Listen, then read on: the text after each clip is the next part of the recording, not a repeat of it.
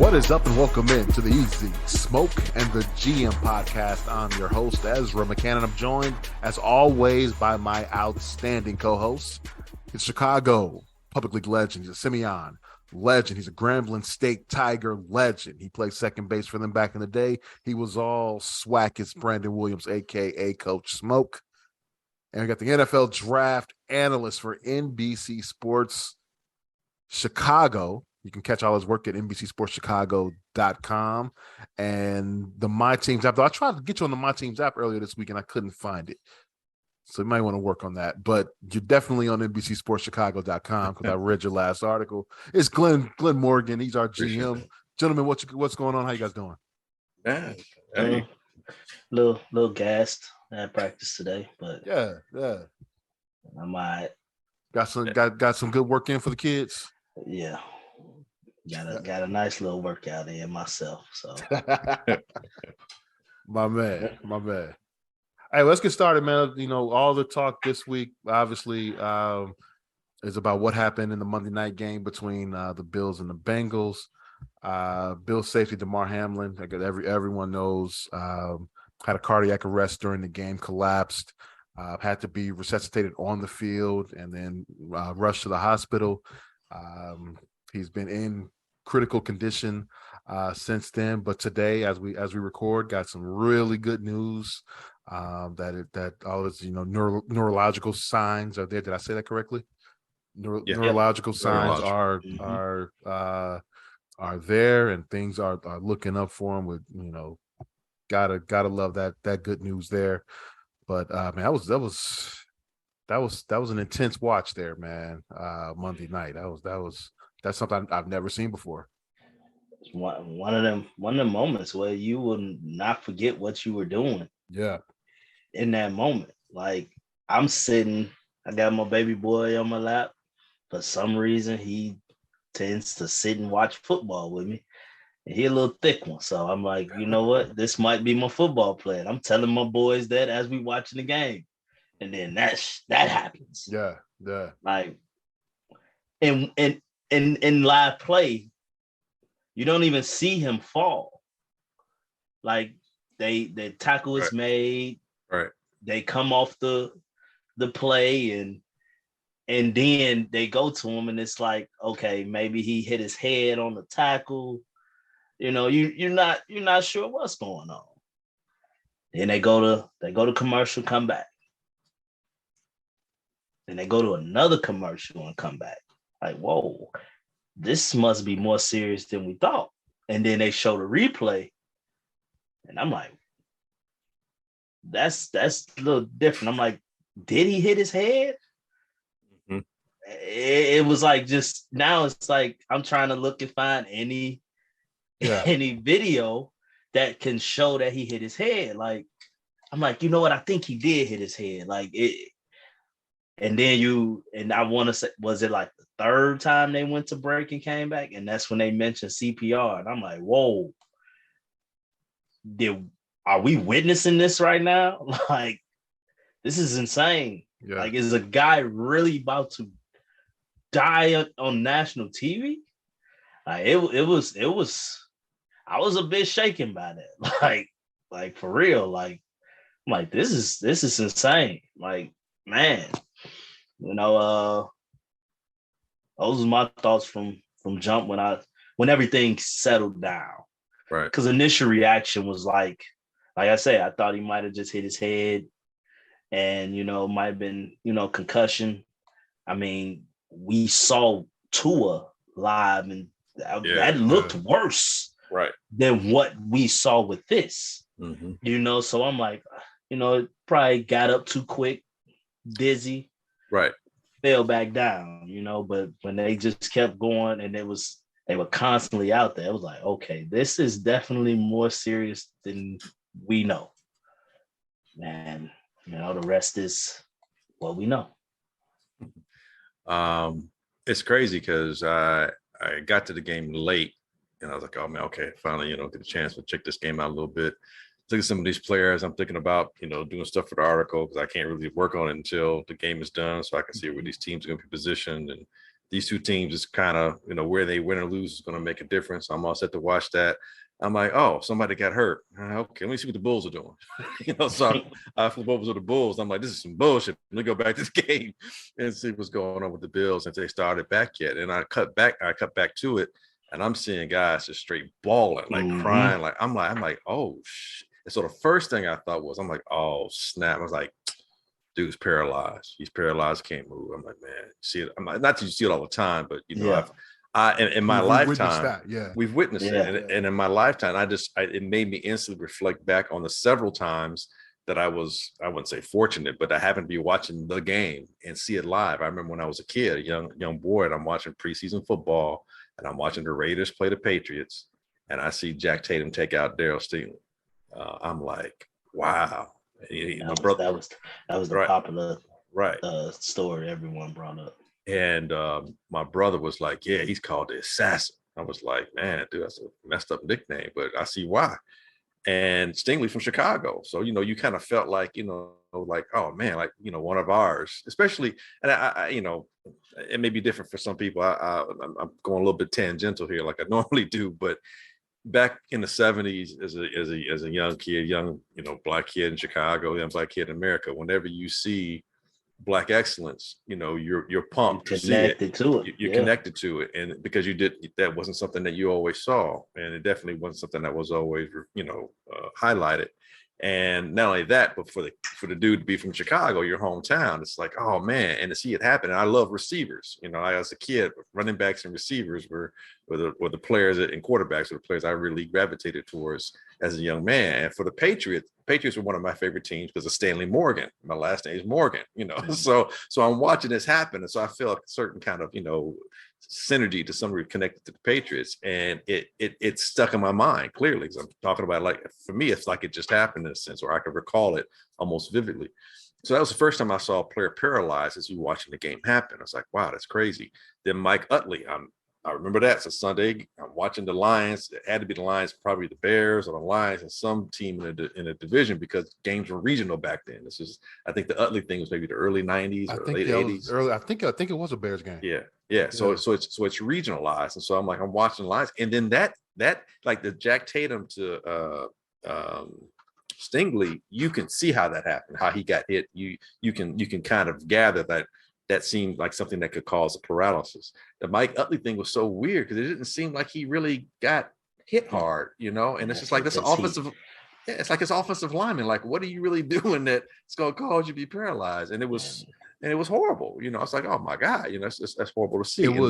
It was a Packers game. I'm sorry. I remember watching that. Yeah. Packers. I figured it was regional. I knew it had to be somebody in the division.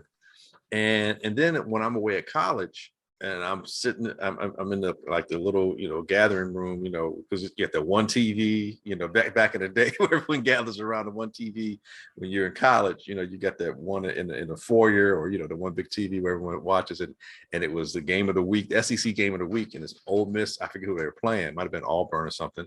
And then I can't remember the gentleman's name, but I'm watching him as he gets hit. And it took me instantly back to Daryl Stingley. I'm like, dude, he's paralyzed. I've seen that type of hit before.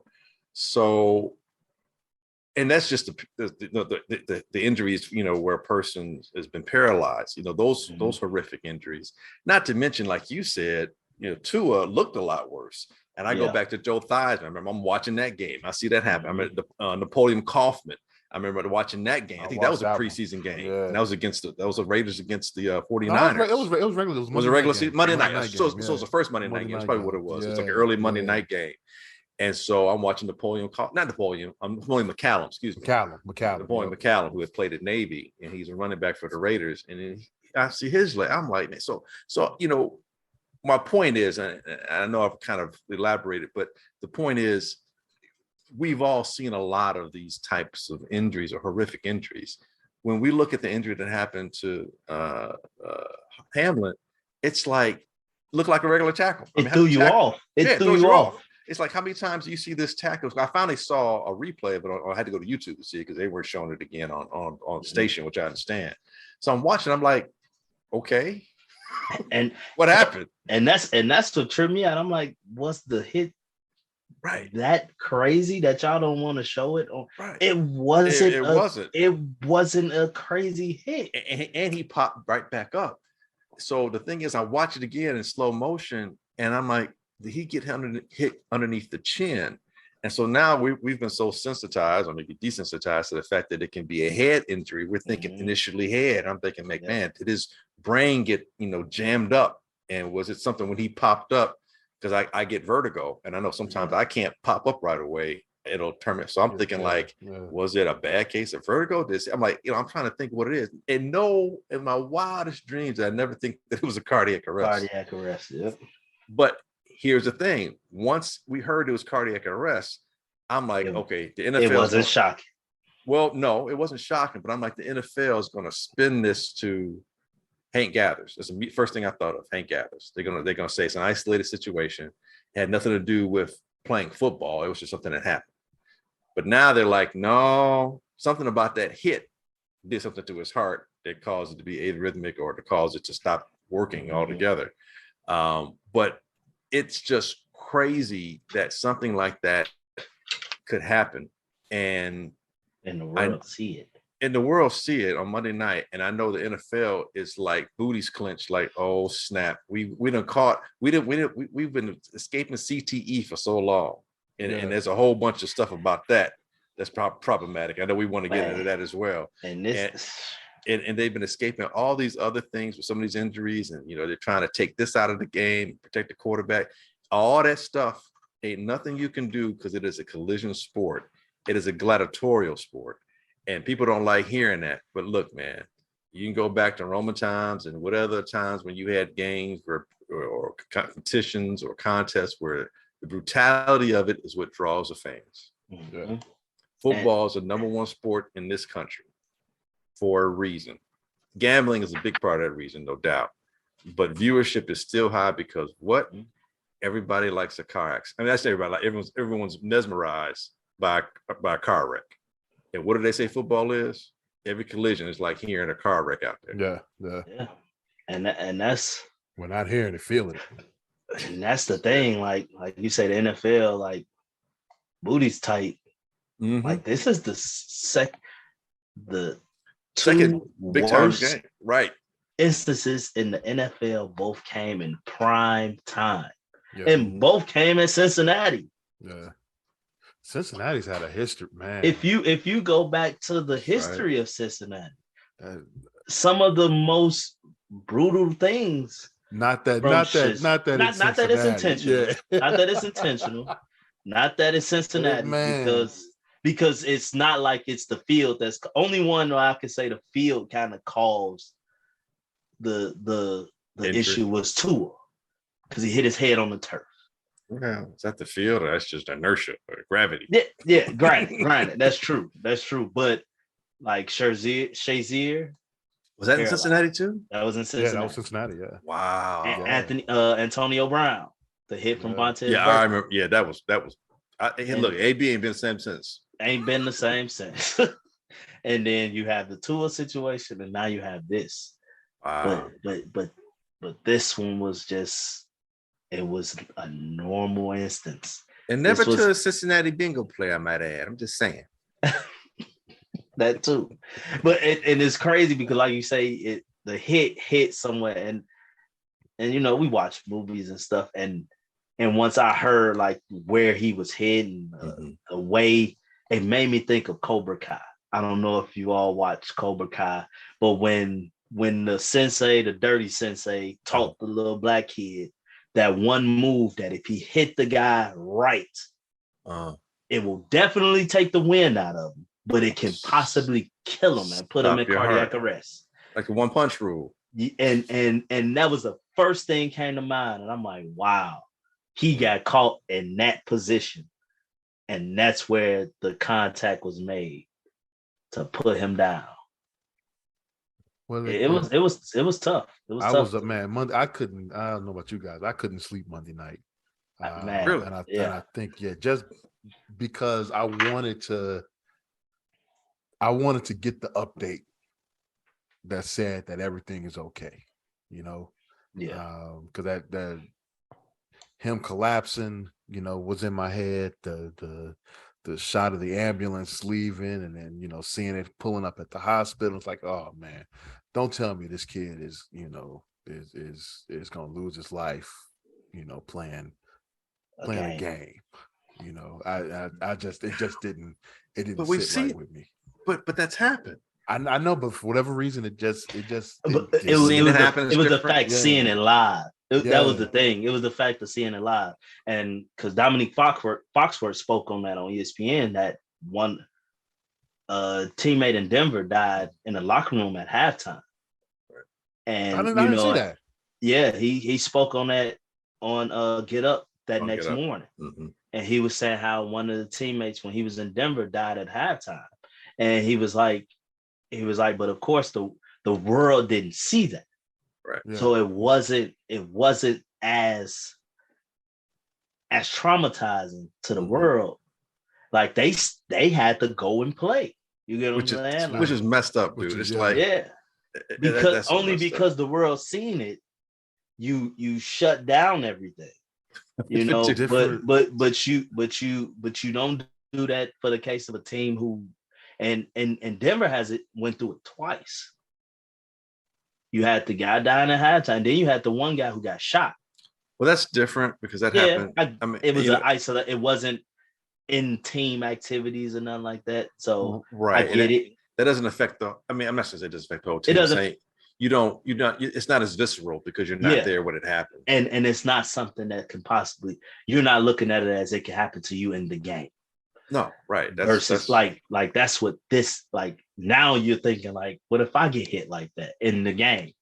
Yeah, versus you ain't getting shot on the field of play. I mean, yes, we know that. But I talked to a friend of mine who one of my best friends in the world. And we both went to Mount Carmel together, and right 2 days after I transferred from Mount Carmel, they were having their football practice, and a kid collapsed at the end of practice, and it was of heat exhaustion. I don't know if you guys remember the summer of '95, but it was ridiculously hot here. Like 800 people in the city died during this heat wave. Well, he collapsed during his name was Kevin Dowling. He collapsed during the end of a practice. They got some type of award named after him. Yeah. Actually, I've heard that name. The stadium at Mount Carmel is named after him now. Okay, I've heard that name. They have a scholarship in his name. Yeah, he's Carmel has had some tragedies. Yeah, because they got the baseball guy too. Who was that? They have a Steve Bazinski or something like that. They have a baseball like tournament thing that they awarded to his name because he died or something like that. But he had heat exhaustion. He ended up having liver failure while he was in the hospital. He had to get a liver transplant, and then he had cardiac arrest in the hospital, and he ended up he passed the day. So I think it happened August 11th. He was in the hospital August 26th. He passed away that morning. Right. It was the day of the first game of the season against Joliet Catholic. So we're talking. I'm talking to my buddy, and I said, man, so what was the talk during that time? And they never missed a practice. Obviously they talked about him, and there were tears, and everybody was worried about him. And he was a very popular member of the team, a starter on the team. And like I said, that morning he passed. I said, well, was there a meeting to ask if you guys were going to play? Now, he said no meeting. Now, he said they could have met with the captains, and maybe they decided that we're going to play. But no, there was nothing. There was never discussed if they were going to play. And they ended up playing. I actually went to that game that night. And they beat Joliet Catholic, and it was emotional game. At the end of the game, the entire team is basically in tears. Right. So but at the time, I remember thinking about it, like there was never, even in my mind, it was never a thought of would they not play. And I'm looking now. We were talking, and we're looking back. I was like, man, it's kind of sort of messed up that thinking of it, 25 years later, Right.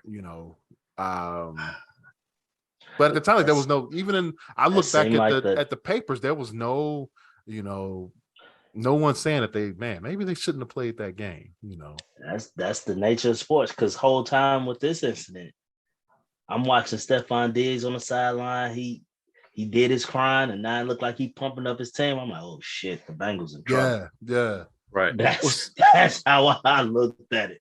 Right. Like, See, the Bengals are in trouble. That's what I was gonna say. It's like a lot of times what happens is let's do it for X person. Right. It becomes that momentum, becomes that rallying cry. A moment of solidarity for everyone. And it becomes a memorializing situation and you galvanize yourself emotionally and physically to representing that person. Basically, let's win one for the giver. You know what I'm saying? So that's how we've been trained. Yeah. It's how we've been our we've been geared and moved in that direction. So our desensitization comes from not being soulless, but being conditioned. And we've been conditioned to think that that's what you do in sports.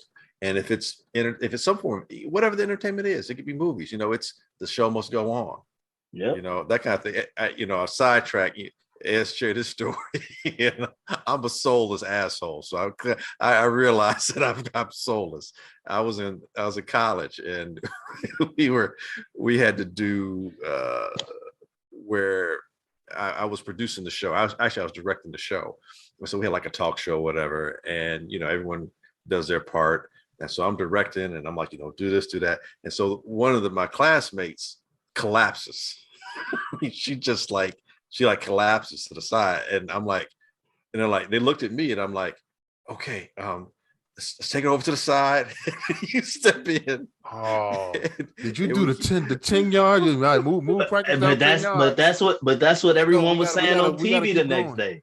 Wow. That's what they were saying on TV the next day. But I was saying, pass out, and they just move up 15 yards. Right, and I was like, the teacher will handle, what's her name? But we had to keep it going. We gotta get this grade.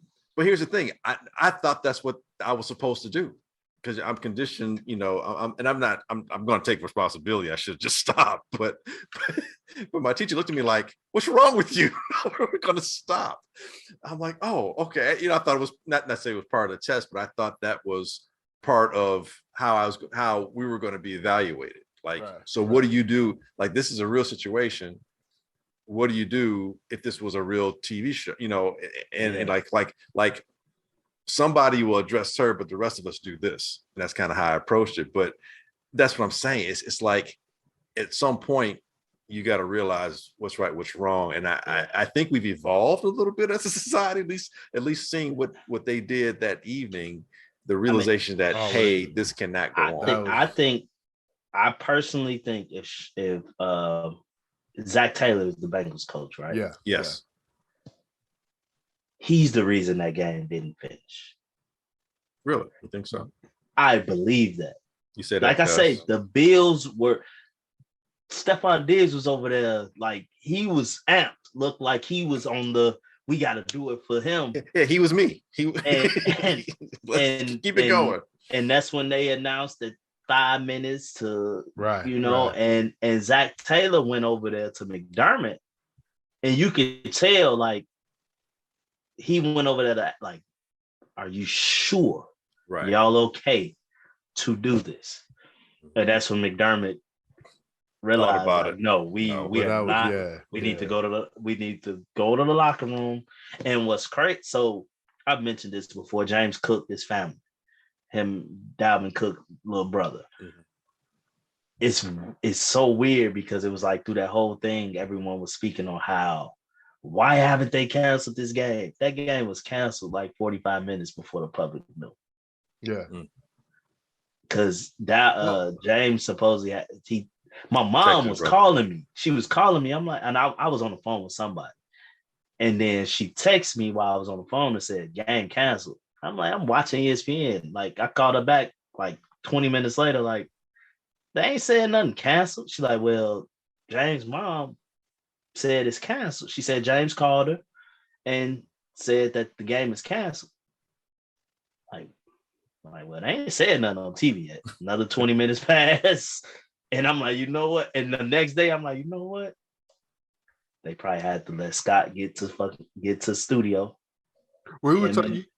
They had to let these guys get to studio and just let it prolong for the world until they got everything set to really cover what's taking place. The people that work in TV, I knew that was like they scrambling right now at ESPN to figure out exactly what they're gonna do. I was like the people on Twitter and all that, it was like, man, give them just a little bit of time, man.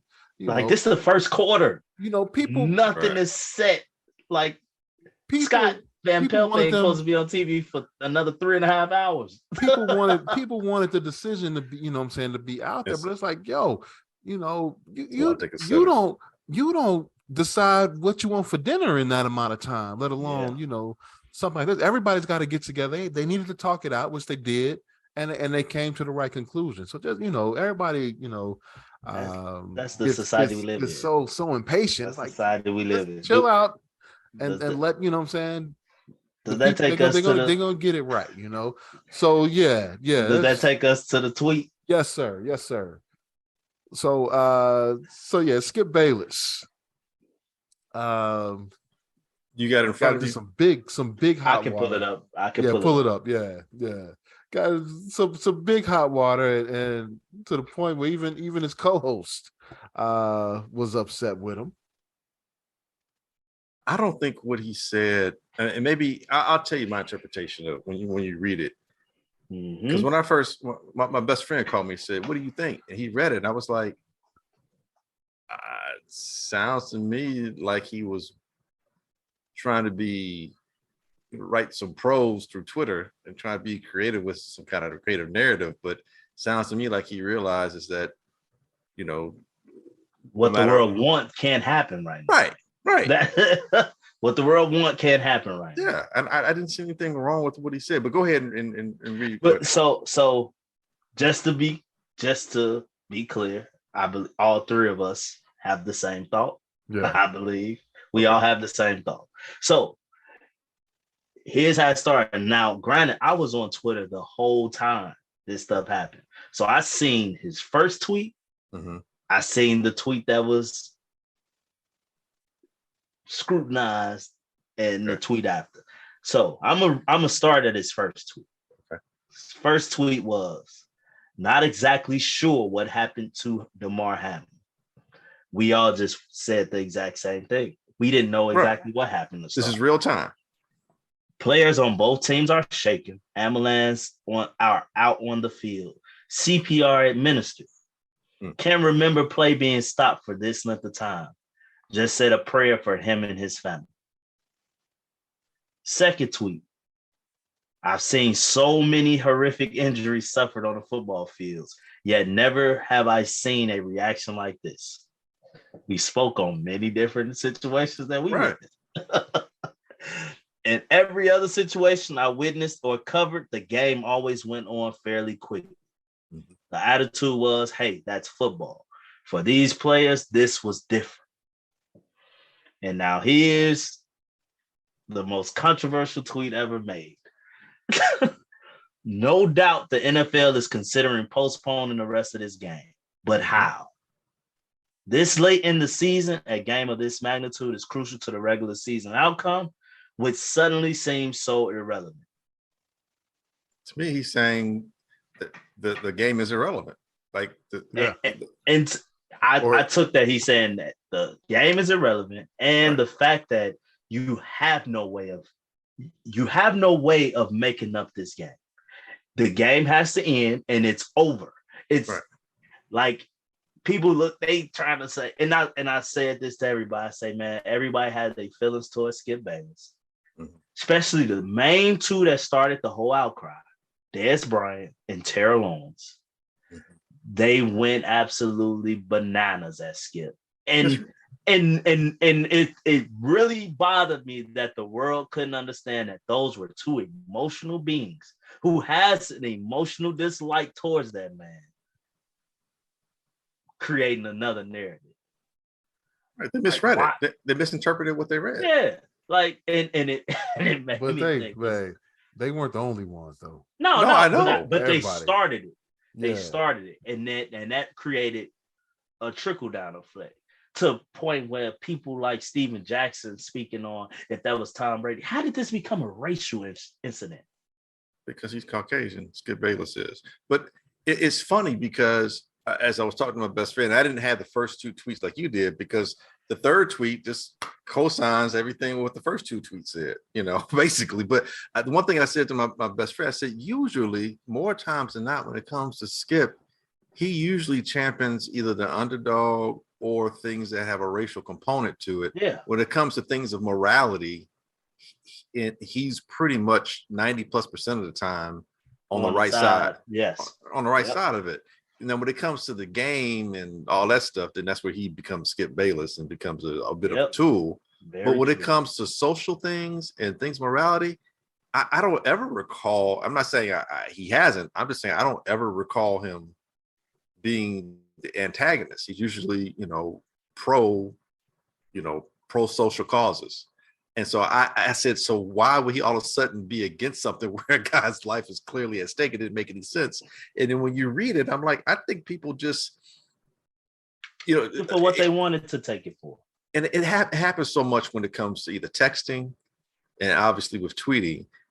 You can interpret it how you want. When you don't hear the voice, you can interpret it how you want because somebody spoke on how Scott Van Pelt said those exact things on television, and he hasn't got the same backlash.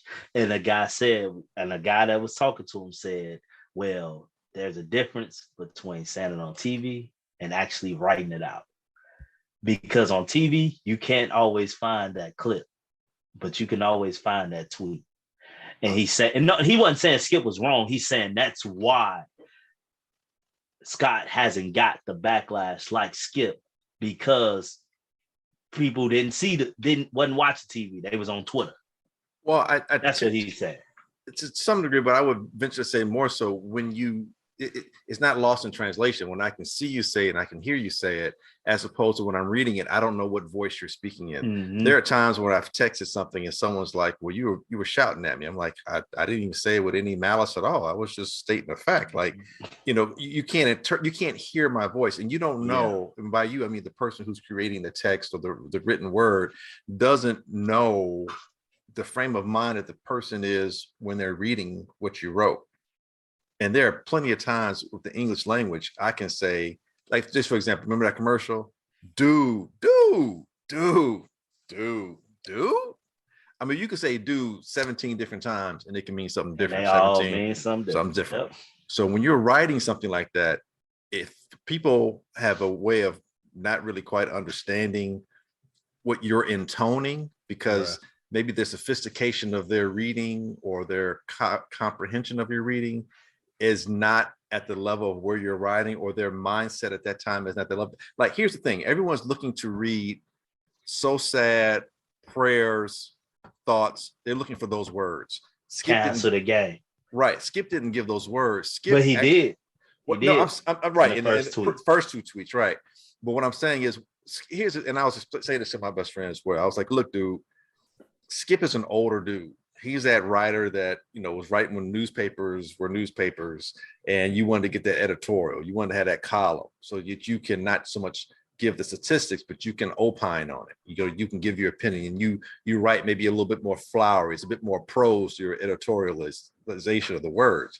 And so on Twitter, you don't have as many, words to do that. And so I think Skip, that's why this is his third tweet that's really getting the one that's catching hell. But with his third tweet, he's trying to tell, it's more narrative, and it's more like if you're reading a story, to where I'm not going to directly say something, I'm inferring, and it's just like I'm setting you up with, this is what usually happens, but because this has happened, what usually happens doesn't matter. And people who are criticizing didn't catch that. all they saw was the game must go on. And they focused on that. And they didn't take everything into context. And so that's why Skip is like, what am I apologizing for? Yeah. It's And like, he did apologize. He did apologize on yeah, Twitter. The next tweet was an apology. Apology for what? I apologize. You misunderstood what I wrote. He didn't apologize. Right. That's what he did. He didn't apologize for the tweet. He apologized he for said, I'm not sorry that understanding you misunderstood what I was trying to say. And I don't blame him. But, and that comes to him and his part. Now, I don't like how he cut off Shannon. Me either. To say that I'm not deleting the tweet, but I did like the fact that he has not deleted that tweet. I love it. I love it. Stand on what you said.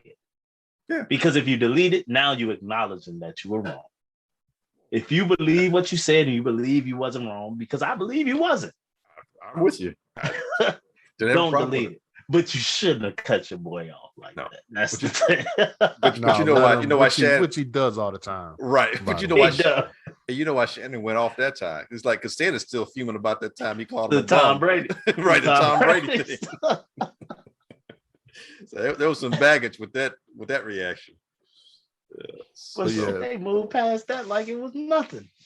But prayers up to Damar Hamlin. Yeah. We want him to get well soon. Glad that the prognosis is good. I know he's still got a long road ahead of him, but we hope he gets through this one and gets back to 100%. No doubt about it. No doubt. Let's move on to Bears. And can I start? Well, I was gonna say we discussed this last week. Can I start? Why he was playing. We two of us thought that there was no reason for him to play last week. Can I start? Man, I just want to apologize to my co-host. I just want to apologize to my co-host. You all were right. There was nothing to be gained by him being on the field in Detroit. When nada. Basically, his entire offensive line was hurt. And we did discuss all of his receivers were pretty much out. We did discuss that. There was no reason. There was no upside to it. You weren't playing for anything. All right. Yeah. He's not gonna learn that much in a 2-week period that's gonna be worth him out there risking his health. Then he gets hurt. Mm-hmm. He's on the sideline getting his hip massage, and I'm looking at her first drive of the game. Yeah, you know what? After a long run, set him at this point. They got a trainer over there with one of those massage guns, massaging his hip. I'm like, come on, man, just let him sit down. Then he gets back out there. Then he gets crushed. And next thing you know, the blue tent's going up over him. I'm like, oh, man, going what's over wrong with him now? But he doesn't walk into the blue tent. The blue tent is put over him. It's just put over him. That's not a good sign. But he goes to Gesky after Gesky and say, hey, man, I'm good, man. I'm straight. Like, okay, Justin, at some point you need to. Well, that's fine. You know, I get it. They got to be the adults, though. They got to be the adults. The coaching staff and Ryan Poles. Ryan Poles has got to run down to the field. Hey, that's it for the quarterback. Number one is down. All right, he can't go back out there. Then, okay, he comes back again second half. Okay, why? And he continues to get crushed. What he got? He got sacked what? 7 times? 7 times. Hit 9. Why? Okay. And then you come to the press conference and you say, yeah, he's fine and he's gonna play next week. What? hey, to quote my guy from The Wire, hey man, they are legit trying not to be caught. Now they changed tone, obviously. Yes, and he's definitely not going to play Sunday against Minnesota. But I'm sorry, and I know I was in a Facebook war with a guy. I'm in this sports group on Facebook, and he's talking about, man, he needs to get reps. They can only no. He played 14 games this year. We saw everything we need to see. It's okay if he sits down the rest of the year, especially when he doesn't have an offensive line. Yes. You just throwing bodies out there to play positions. Yeah, I felt like a complete idiot talking about what I talked about on last week. Okay, if he had, but at least I thought, okay, after the first half, okay, I was wrong, y'all was right. Now sit his ass down. They kept putting him out there. If he had a professional offensive line out there, and some adequate receivers, maybe. Okay, I get it. When he got sacked by his offensive line, he shouldn't have been back out there. What's the dude? Houston, rookie out of Jackson State. He's not even that big. Oh man, he's only like 225. Killing Braxton Jones, killing him on Sunday, man. I mean, he made the Houston look like a damn all-pro. He did. He made him look like Justin Houston. Houston made Braxton Jones sack Justin, and then and also got Schofield hurt. It was just a simple bull rush. Bull rush. Dude, bull rush. Houston, the fourth, ain't that big from Detroit. He's like 225. He's like 6'3", 225. You should not be bull rushing somebody who's 6'4", 315, like 315, 320, like that. You just should. And if you get me once, okay, you caught me once. You should not be catching me like that the entire effing game. It was ridiculous. But hey, look, man, look, when he hurt, he being Justin, when he slightly separated his shoulder weeks ago, like a month ago, I shut him down. Should have been done. Because here's the issue. Here's the one thing I don't really hear a lot of people saying. Maybe they're saying it now. I don't know, but I have heard them saying it. I'm like, dude, two things. One, the reps, and I've been saying this, the reps he's getting now are with people who are probably not even going to be on the team. And they're not sufficient reps. And they're not sufficient reps, and not with an offense. The offense is going to be different next year. So I don't know how useful those reps are. He's experienced enough ass whooping to last a lifetime. But the other thing is, and this is more important, when just like if you develop a bad golf swing and you keep doing the bad golf swing, you develop bad habits. And Justin has some bad habits that he's had to basically have developed under the fact that he's been under duress and been trying to survive. So I don't want you to throw off your wrong foot all the time. I don't want you to be hurried so much that you're throwing and you start seeing ghosts like we heard Darnold say a couple of years ago. I don't want you to develop bad throwing motion habit, because it's like, no, stop. This is bad. None of this is helping you in terms of your technique, in terms of you becoming a better throwing quarterback or passing quarterback, because you're not getting the time to even develop that skill because you have no time. It makes zero sense. So no, I didn't understand after the separated shoulder why he should continue to play, but okay, he came back. He seemed to do well. And then he stepped in. I'm like, dude, he got hurt again. Stop. If you've already designated this is your franchise guy, you know more what he can do and what he can't do. And I understand some things are good that you learn about him as a leader, how he deals with adversity. That's part of it as well. Well, he's had enough adversity with 6-7 losses in a row before it became 8, 9, 10 losses in a row. End of the day, you got to be the adult. Yeah. A player is going to always want to play. Right. Especially and I'm glad. You know what? I like to see that.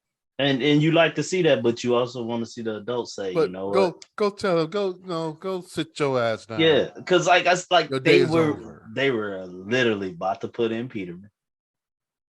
Justin came over there to Gessie and said what it looked like whatever they did in that tent was some bullshit. And now he trotted back out there. By the way, I never seen that. Dog was sitting there, all of a sudden the tent just goes right over him. Right and over. The way he came and Gessie after is like he probably threw that motherfucker off of him. Like, just get off me. I'm fine. Who knew the tent was so flimsy like that? I didn't know. I didn't know. But yeah, man, you guys were right. I was wrong. And it made me really think of how I've always felt about the Bears, that we are the one organization that listen to the fans and the media. It seems that way. They are. Because they're very you reactive. because you have so many people in the media that are saying he should play and all this stuff he still has to prove. And I watch a lot of these local podcasts, and everyone was so happy.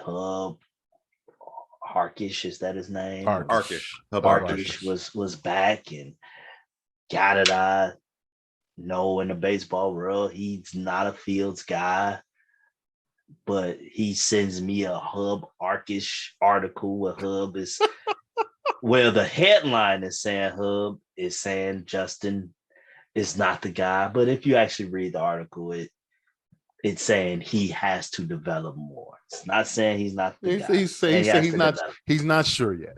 Yes, it's still a work in progress. He's not. Don't put him in the Hall of Fame. But I always find it interesting how people who are against Justin, they quick to send articles from motherfuckers that never played the game. But then nobody sent me the article of Shannon Sharp today, or the video of Shannon Sharp today saying Justin Fields is the least of Chicago's concerns. Yeah, they got to get him some weapons. Yeah, he's running for his life. This is a Hall of Fame pass catcher. Ain't nobody send me that video.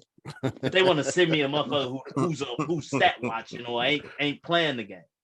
Like, it kills me. It kills me. I have so many issues with Chicago fans. Oh man, it bothers me. Well, people's memories are so short-sighted. Like Josh Allen, his first 2 years, what was he doing? And that's what Shannon was saying. Same damn thing. That's what Shannon was saying. And Josh Allen, he's still leading rush on the team. Shannon went to every quarterback you can name. He said, you get Justin, Waddle, and Tyreek. You give Justin Josh Allen receivers. Yeah, you give Justin Jalen Hurts receivers. You give Justin Joe Burrow receivers, and see what you get.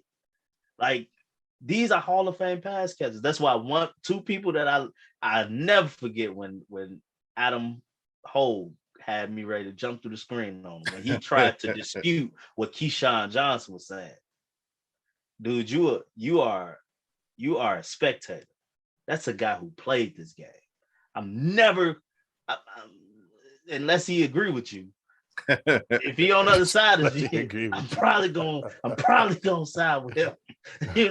But like, it bothers me, man. It's like, here we go. Well, you can't go off everybody because your boy Shady McCoy is a little. But even him, now we know why he called him Shady.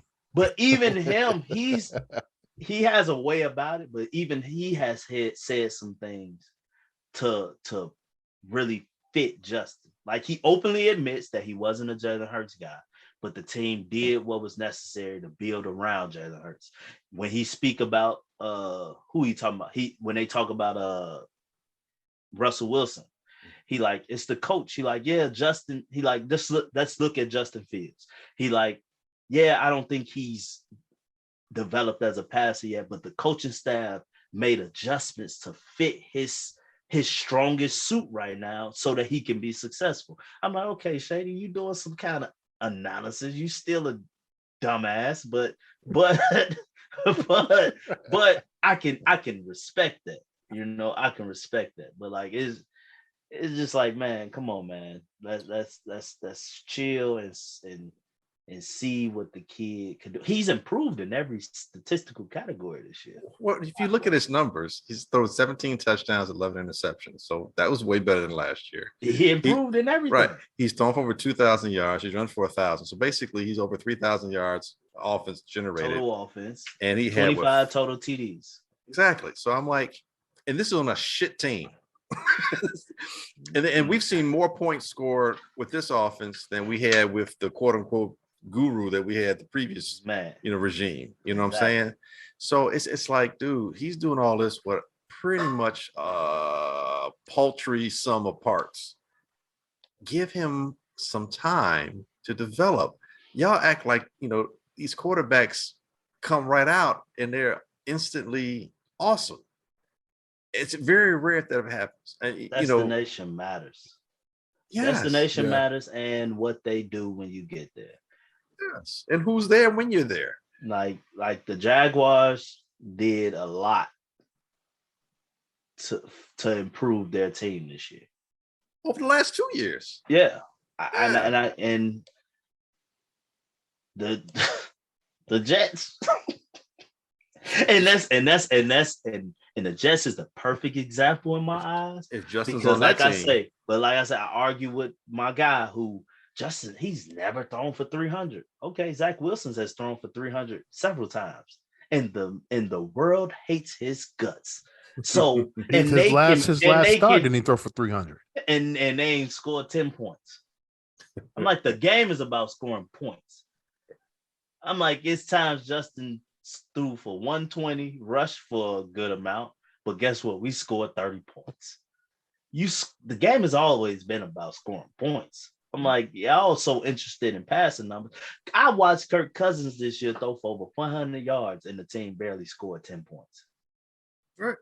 I was shocked. I'm like, how is that even possible? That you throw for that many yards. That proved that this stuff is irrelevant. The game is about scoring points.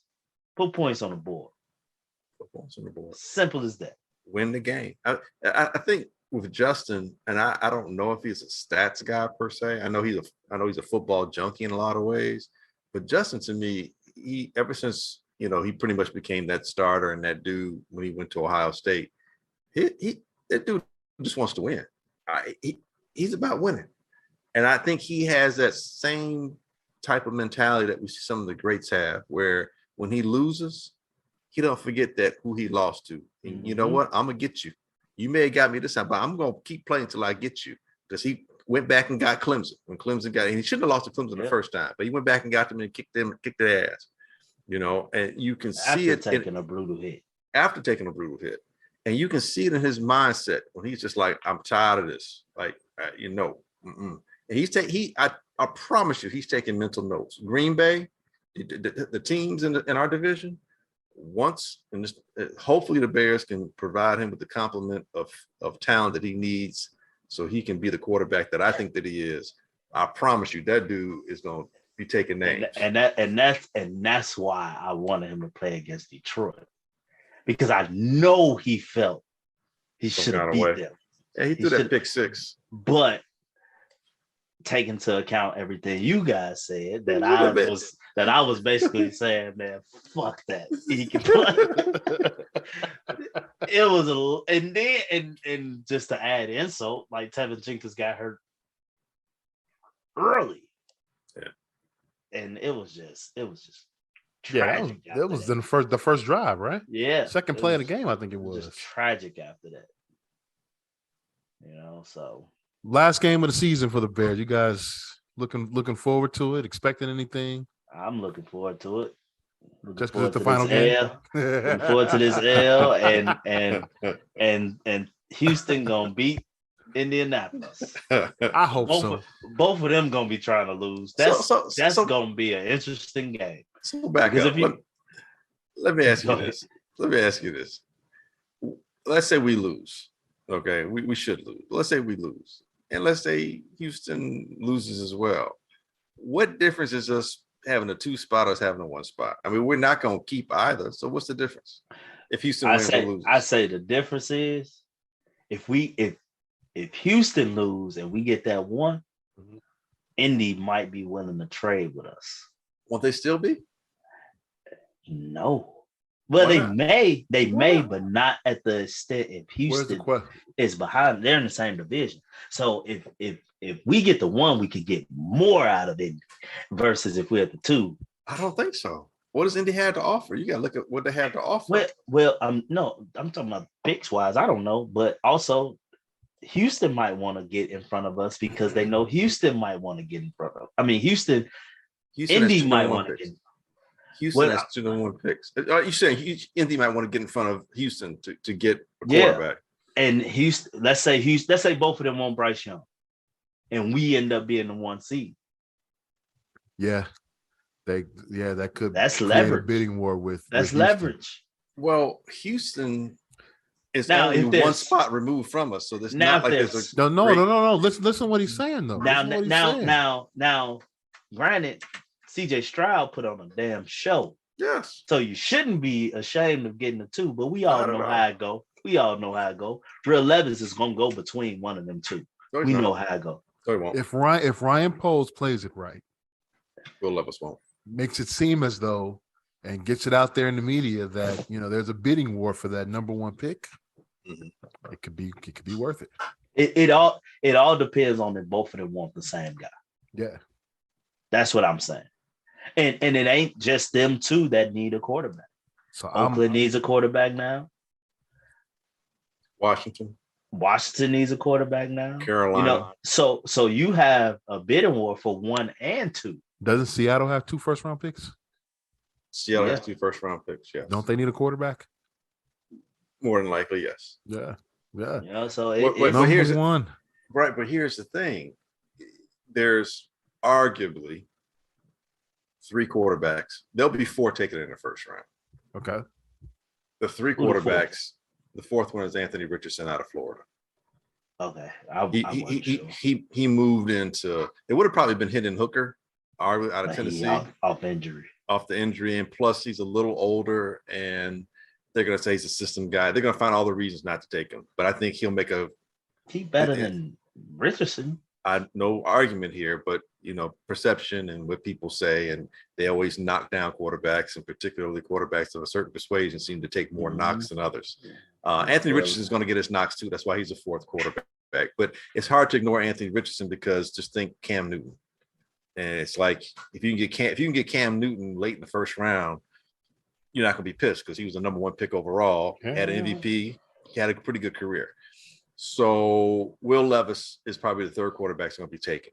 He's Carson Wentz without the attitude. So I don't know if that's going to be good or bad for a team, but he's a little inconsistent. But he's another athlete playing quarterback.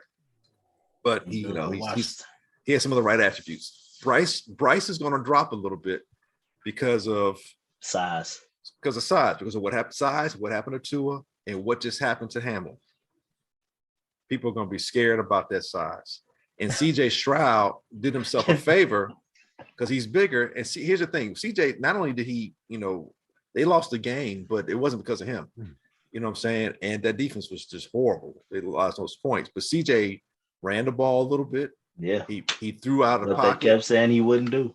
Right. He threw dimes. His passes were very accurate. I mean, he hasn't had a bad career. He's one of the most disrespected guys. But here's the knock on be on him. What quarterback has ever come out of Ohio State? Which I hate that argument. The one before him. I know, but I hate that argument that people say, what quarterback has ever come? I'm like, dude, what quarterback ever came out of Tennessee before Peyton Manning? What quarterback came out of Clemson before Deshaun Watson? Y'all used that one to show pub Trevor Lawrence. And Holloway. He deserved it. Who the hell is that? He's about Tennessee. I thought he was talking about Clemson. I'm about to go to the pros and do something. Hey, I'm sad. He if he was born at a different time, he would have had a shot. That's all I'm saying. Hey, I laughed when you said Bryce Young is going to drop because it's a number 2. Because Skip, I feel he was just playing devil's advocate today, and he was saying, "What if they choose to go with Bryce Young?" That boy shot and say, "What, Bryce Young, 5'11"? You already talk about his height, Skip." He like, man, he gonna be 5'8" by the time they beat his head in the ground for that. Yeah, the talk I heard this. I think Parkins brought it up about the Bears possibly trading Fields and then taking Young.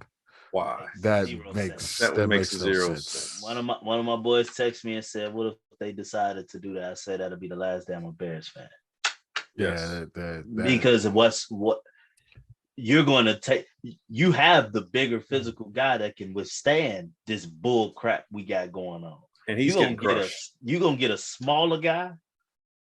I'm like, first off, I'm going to not be a fan because Justin's gone. And second, I'm not going to be a fan because we're about to ruin this boy's career. Basically. Like, come on, man. Yeah, hey, moving upstairs. Word is rumors that Big Ten Commissioner Kevin Warren is the favorite to succeed Ted Phillips as president and CEO of the Bears. A lot of color in the building.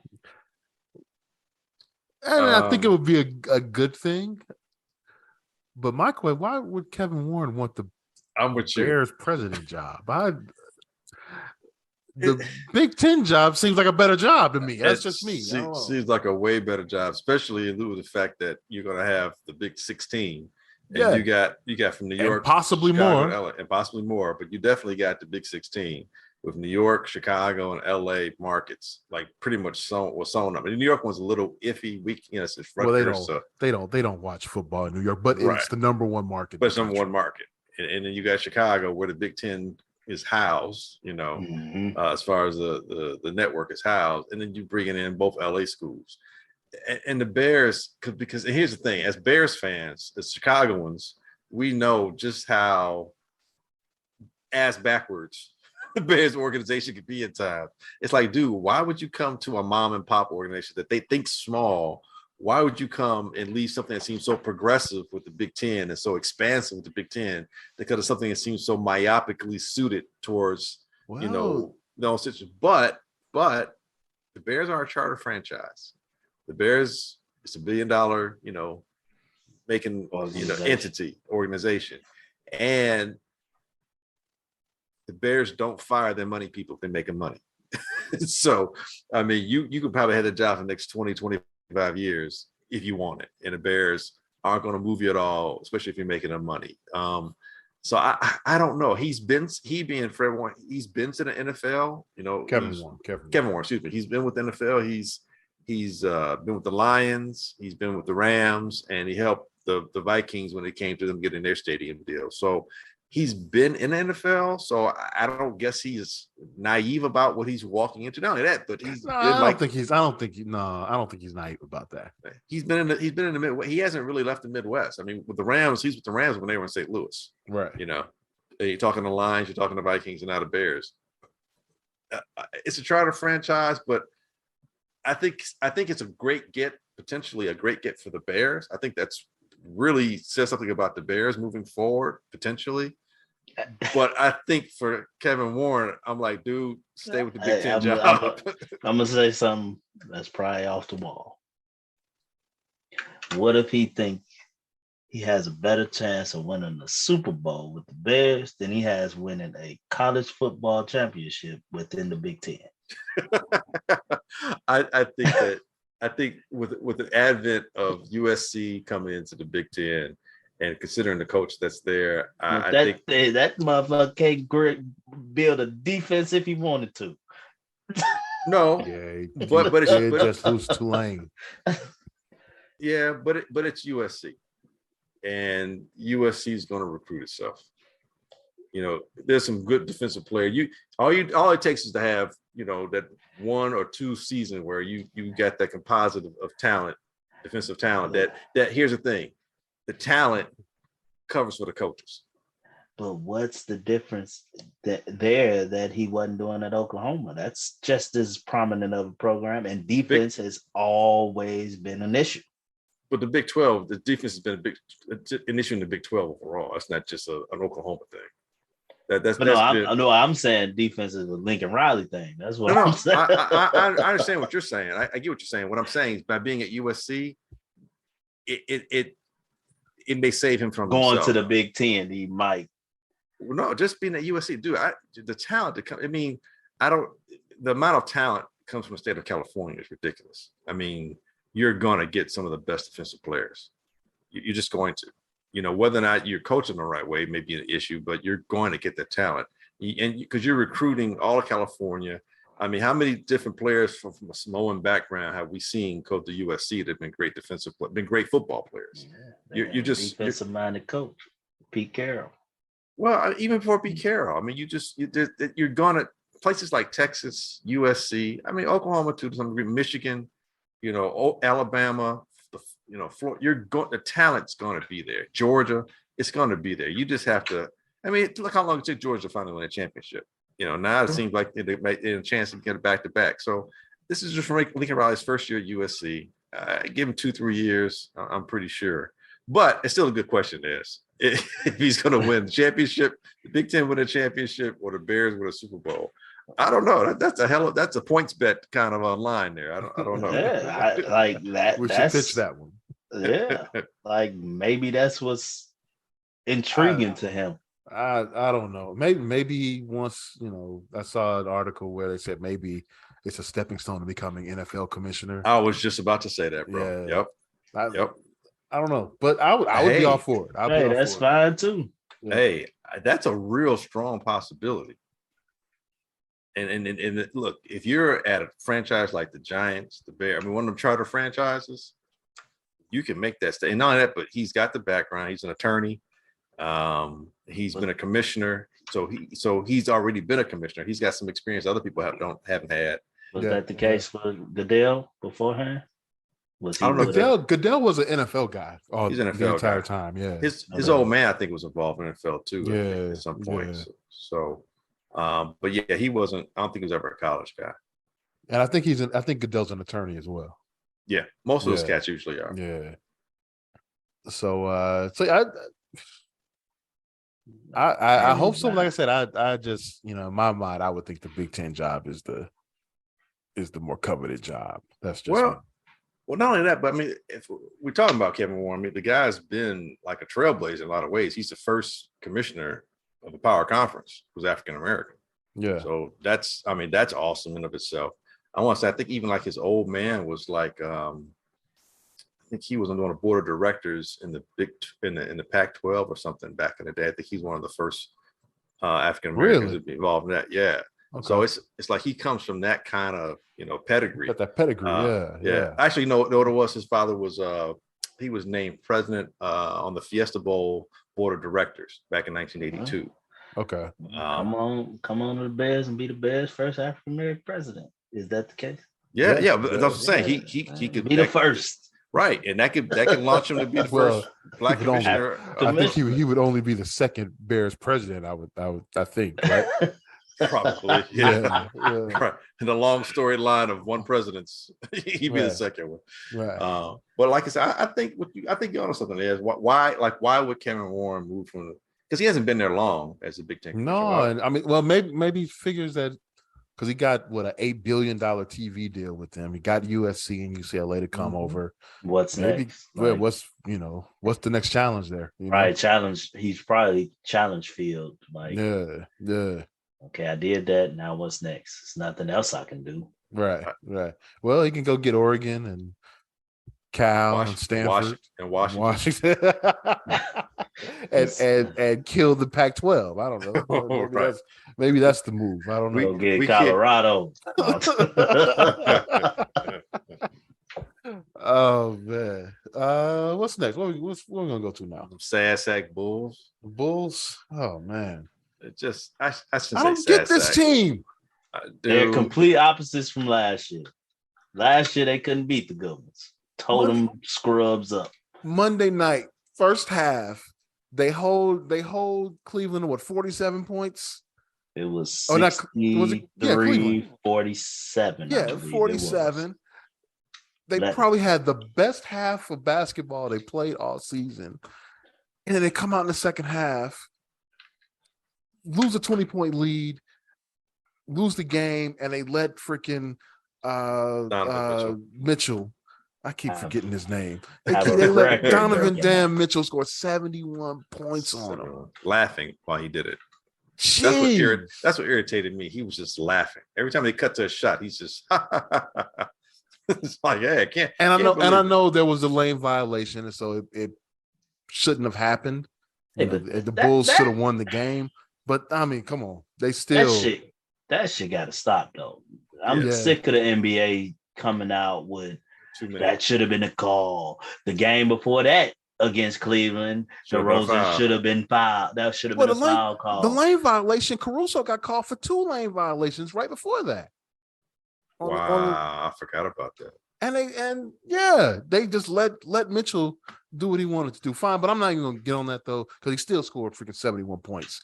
He was at 50 plus 59, I think. At that end of regulation. So 59, 71. Not that big of a difference. You know what I'm saying? You still gave up too many damn points to and I know he's an all-star, but that shouldn't happen. And then you come out and you play the Nets on Wednesday night, and hottest team in the NBA. Yeah, they won 12 straight. 12 straight. And you come out, you play good basketball somehow and come out with a dub. You handle them the whole game. Yeah, I don't understand. Dude, I don't know who I was listening to, if it was a radio or whatever I heard, and they were like, yeah, I think it was maybe capping them in the morning. And I think Hoodie was like, he says, guarantee you the Bulls are going to win this game. They've lost these other games. Guarantee you they'll turn right around and be the best team in the NBA, because that's just a Bulls thing to do. That stuck in my head, and sure enough, they handle the Nets. I mean, dude, just handle them. He will had a season high. The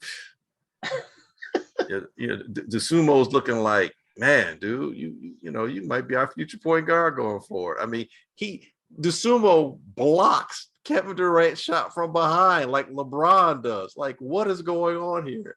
Why can't y'all beat the Cleveland Cavaliers? Why can't y'all beat the Orlando Magic? Why can't y'all beat the Houston Rockets? Why can't y'all beat the San Antonio Spurs? OKC, make it make sense. And the only thing I can say is it's just the Bulls thing to do. I just don't get it. I don't get it. But I don't even know where to go with this. I know it doesn't make sense, dude. It's befuddling. It's like what you smoke just said. It's the exact opposite of what they did last year. Last year couldn't beat these teams, the top teams, and now this year they can't beat the lowbrow teams. Yeah, and it's not. Go on. No, I was going to say it's not like they're just barely beating them. They're actually like the team they're beating is trailing them most of the game.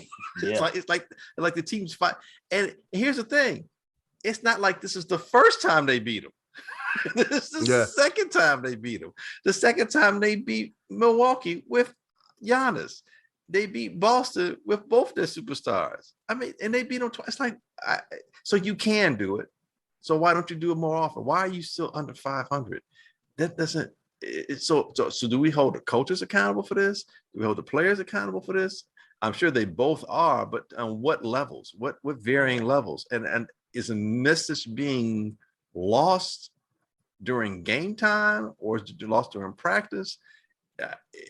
Are people being passive aggressive about how they play on the court, trying to make a point to the coaches? I don't understand this team. And here's the other thing I wanted to ask: what is the identity of this team? What is this team? Who are these guys? Yeah, I think that's part of the problem. We don't know that. I think that's part of the problem. I think this is what the Bulls need to do. Because at the end of regulation, the Cleveland game, Damar missed the shot to win it. And I went to Facebook and said, we need to trade Damar. A lot of people thought I was mad at him. Damar's doing his thing. I'm not mad at him. I just think we're in a state of no return right now. It's like, Purgatory. Yeah, we're in purgatory. Exactly. It's like trade him if you can move Vooch, and if you can move Zach. I'll try to do all those things, and I will force P. Will to be the guy on a terrible team. No one's gonna take Zach's contract. Yeah, I know. Yeah, that's the main issue. But I'm like, I would try to move those guys, and P will be the focal point and see what can happen. Nah, you not see what you're trying to do. You're just trying to tank. I mean, hey, I see that. You trying to get what's my man's name? With a player. Whatever his name is. I see what you're doing. P will be the focal point. Come on, man. That can't work. You said that with a straight face too. Yeah. Why not? I was more impressed with that. Not, man? We're gonna lose. Oh man. Maybe he'll come out of his shell. I don't know. Well, dude, he put up 22 against the best team, and they don't play no defense. They didn't play. Yeah, they zero defense. Their whole thing is we're gonna outscore you. But it should look, dude. To me, actually, see, they beat the Nets last year too, though. I think they beat them 3 out of 4 times. They beat the Nets beat them that one time. We the beat them national 2 out of televised 3. game. 2 out of We 3. lost to them. I was at the game when all 3 played. Right. They beat our ass. Right. But we weren't the same team then when they played. And that game was at no, 9 they weren't. PM. That was everybody was there. That game was at 9 for the p.m. Bulls. Yes. Everybody played that game. But Ball that played? game, Ball was that was before Ball got hurt. but that game, no, I don't think Lonzo so. Bro. didn't play. Lonzo That was in played February. that game. That was in February. Lonzo didn't play. Nope. Lonzo did not play. Y'all I was sure there. about that? I was there. I know you were there, but I remember. Doesn't help his argument. yeah, you're killing me now, man. But yeah, I don't know. I agree with you that moves need to be made, but yeah, I don't know. I mean, Zach's not going. You're not going to move Zach. I would love to see, DeRozan, because you could probably get the most you can get for him right now. I take that back. What you say? Because that was January 12th.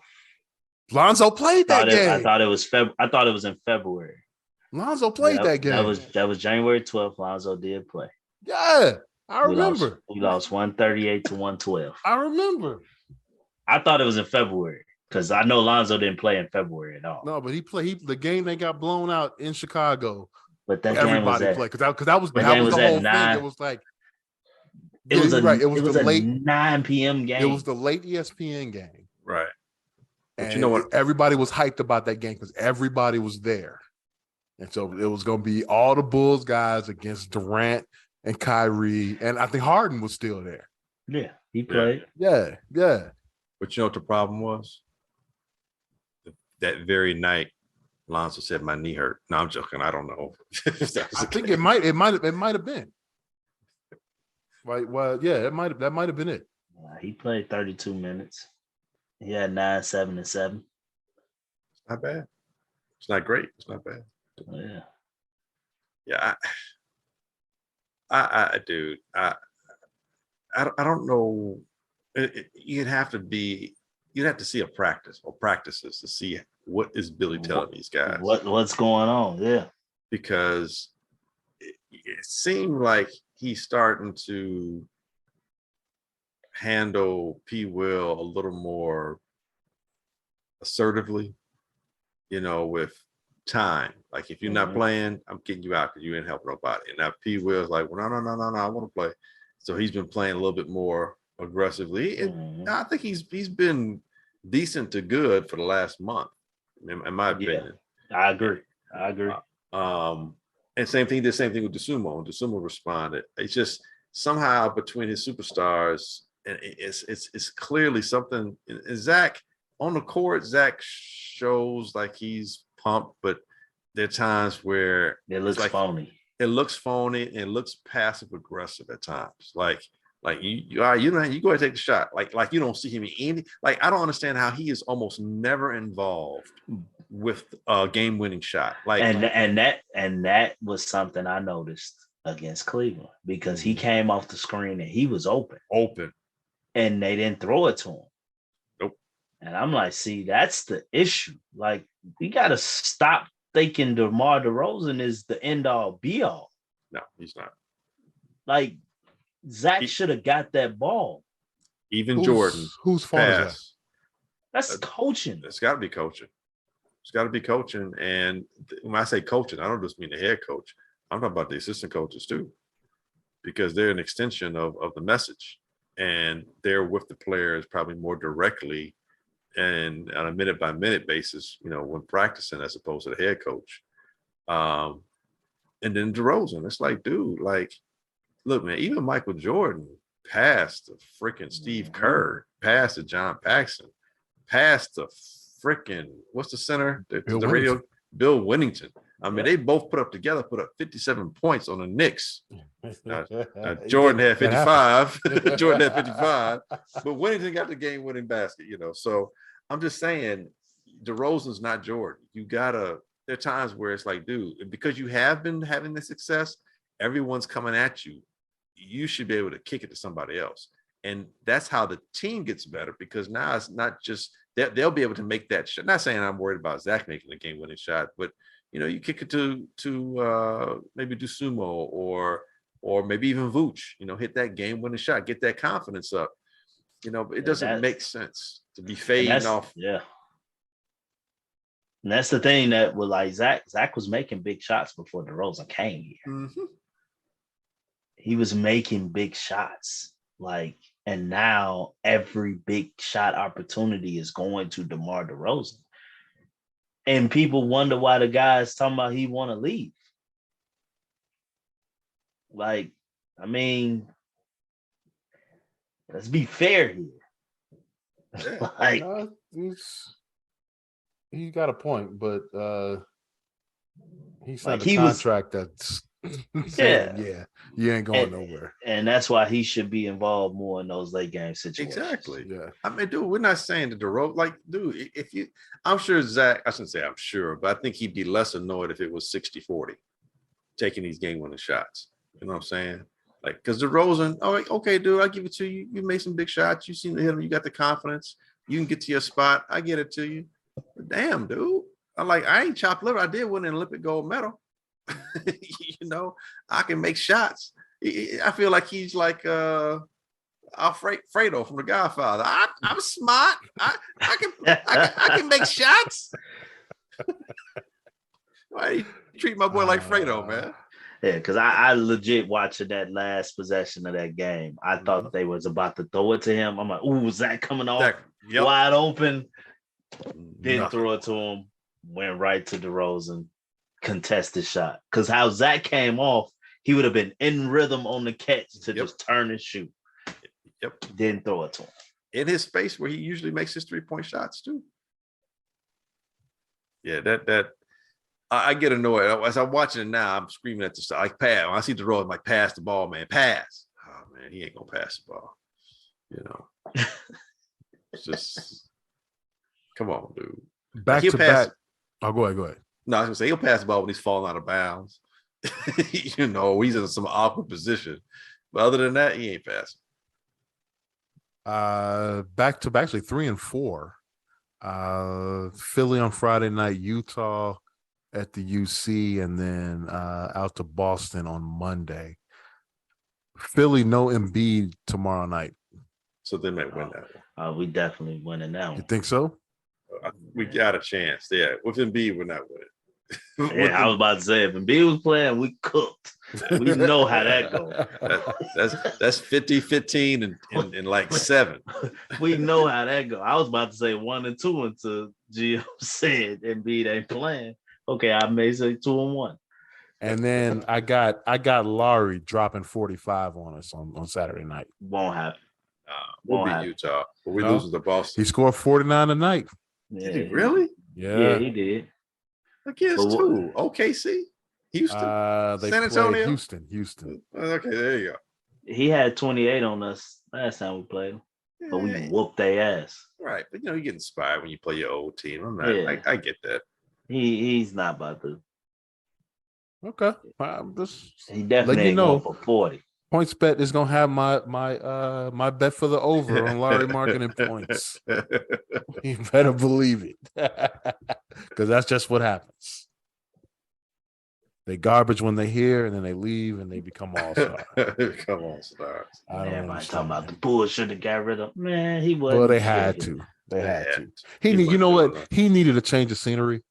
Yes. He needs to be in the environment he's in now, where they had zero expectations. Yeah, exactly. Zero. I agree.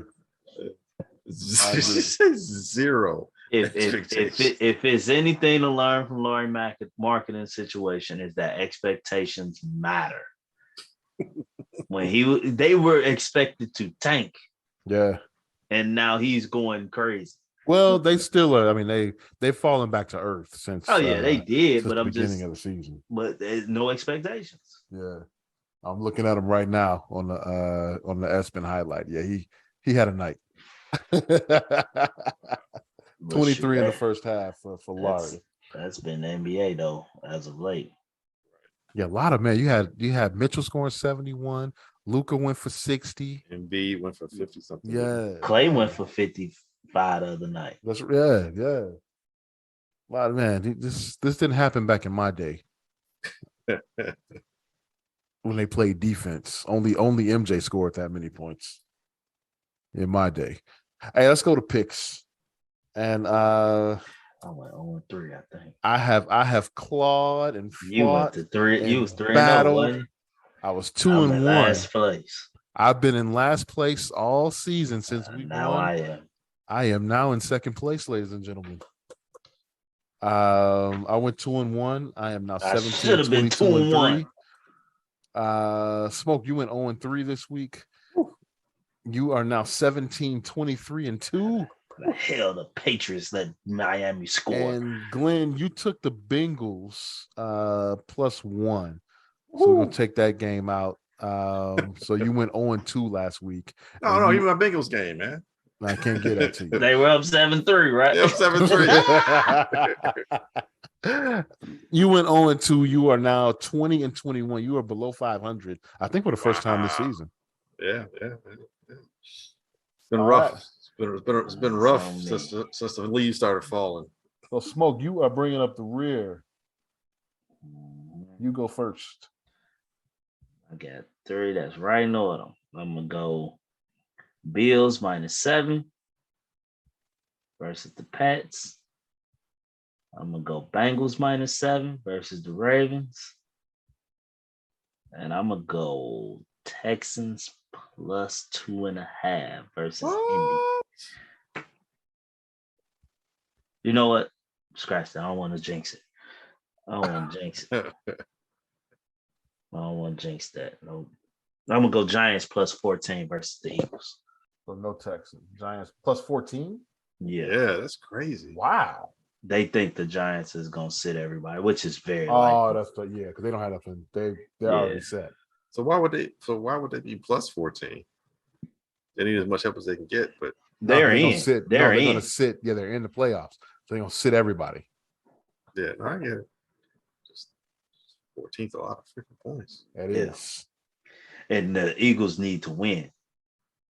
Right. If they lose, 14 is bananas though. So I'm gonna take the Raiders +9 against Kansas City. I'm gonna take the Cleveland Browns +2.5. Thought about that. And they're playing going against. They are at Pittsburgh. Thomas. Well, that don't mean he'll have his first under 500. Saying they could still win, and you win, but and they need to win for him to not be under 500. Yeah. And the Vikings are playing for something. Are they? I think they're still playing for seeding. So I'm gonna take the Vikings -7.5 against the beloved Bear. Thought about that too. Once the Bears gave it against the Lions last week. Glenn, who you got? All right. Well, none of you jokers took a college team, disrespecting my college. So I'm gonna go ahead and focus on a national championship game. And I'm gonna take TCU +12.5. Yeah, that's insane. They're getting 12.5? Insane spread. Jeez. They didn't really. They just beat Michigan, who beat Ohio State, who only lost to Georgia by 1. Mm-hmm. Okay. All right. 12.5. I'm going to take, and I'm so glad you took the Raiders because I'm taking KC -9. They're playing for something too. I'm going to keep that first, that number 1 spot. And the Jags are playing for something. And it's a playoff game. Yeah, and Joshua Dobbs is quarterback. Oh, that's right. That's for the AFC South. AFC South. I'm gonna take the Jags -6.5 at home. Jags, there's no way they're supposed to lose that one. But Carson Wentz isn't quarterback, and so I feel good about the Jags situation. But last year, that's what happened with the Colts. There's no way they're supposed to lose to the Jags. They lost. Why did Why did Ron Rivera play Carson Wentz last week? Clearly, he wants to have a draft pick and try and position themselves to get a. I don't know. That was insane. That was the worst bit of coaching I've seen, because I don't know if he just lost a locker room or not. Because the fight, as hard as they did, and most of those guys on that squad, they liked Taylor Heineke. Yeah, I'm saying Heineke had been playing. Okay. Dude, Taylor got I him think back. that came from upstairs. Yeah, but to what degree? Who's upstairs? Nobody upstairs. Who's the person upstairs? Whoever the GM exactly. or whatever is. Exactly. Ron Rivera has pretty much been the face of that organization because the owner has been trashing it. Yeah, well, because they know. Dude, and Ron Rivera know he ain't getting fired. Who the hell want to work for Daniel Snyder? Well, you can't get, but they trying to sell the team. They not gonna fire him yet anyway. Yeah, that's what I'm saying. Who the hell? As long as Daniel Snyder on, ain't nobody trying to work for him. So Ron Rivera, no. Well, on top of that, now they're gonna start the quarterback from North Carolina, who's a rookie, who was their 5th round draft. No, they said Heineke started. I thought Sam Howell will start. No, I think Heineke. I saw they said Heineke started. Okay. Yeah. Like, which is dumb as hell. Why now you're going back to him when you're eliminated? Or maybe Howell's stepping in for some reps then or something. I thought I was listening to NFL Network. Might as well start Howell. You might as well. Starting Heineke for now. Right. You got nothing to play for. Yeah. So we'll see what development happens there. But yeah, Washington is a shit show right now. It's weird. It's just weird. It's weird. Hey, that's going to do it for this week's edition of the Easy Smoke and the GM podcast. We want to thank everyone for listening. We greatly appreciate it. You can catch our podcast on Apple Podcasts, Google, Stitcher, Spotify, iHeartRadio, Amazon, or wherever you find your favorite podcast. You can also catch us at hp53productions.com. There you'll find a link to our podcast and the Father Good podcast hosted by Marshall Givens and Kenny Stevenson, and the Super Duper podcast hosted by Rob Griggs. Man, I almost forgot the name of the podcast, and I'm on the podcast. It's not good. Yo, Glenn. Yep. Please take us out. Hey, it's like we always say. We ain't saying we're right. We just know we wouldn't have started Justin Fields, Smoke. Catch you next week. Happy New Year, everybody.